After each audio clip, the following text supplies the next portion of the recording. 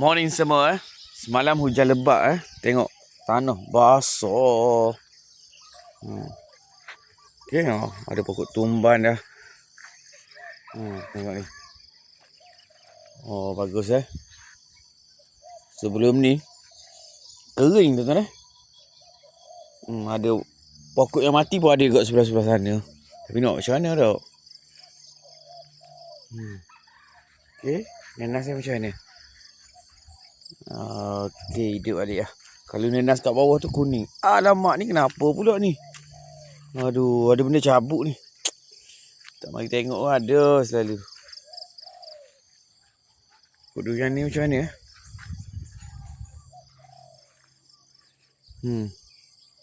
Tak cukup air, tak cukup baju apa semua ni.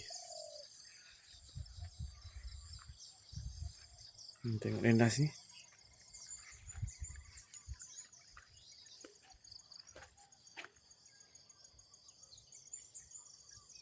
Oh, sana kuning-kuning saja. Aduh. Tak apalah. Nanti kita sembuh baju. Oh, sana hijau. Okay, good. Kita cuci-cuci mata dulu tu. Pagi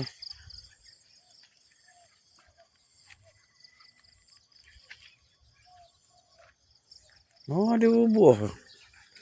Ada buah. Banyak lagi tanah kosong ni. Kena ni. Oh, ni MD2 ni.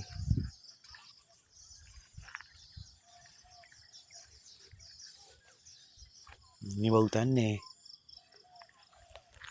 Ni tanah hujung bulan 12. Okay. Sebelah ni pun sama juga.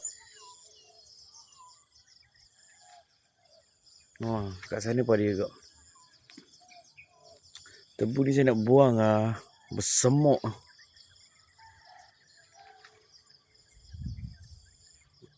Kita tak ada mesin. Kalau ada mesin, kita dah mesin dah tebu ni. Situ juga ada juga nenas.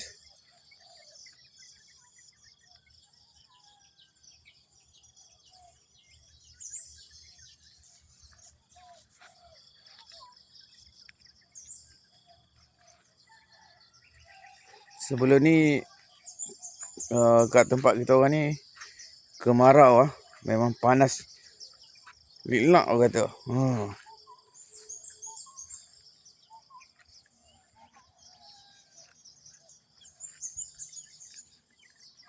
Ni pokok durian Belanda tak silap saya ni.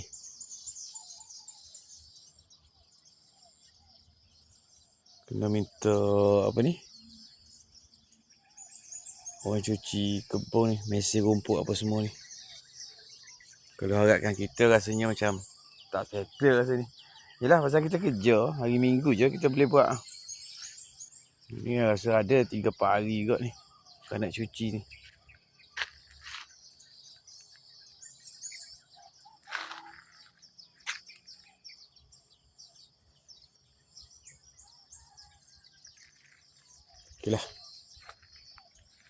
Okay, nanti kita jumpa lagi Bye-bye semua.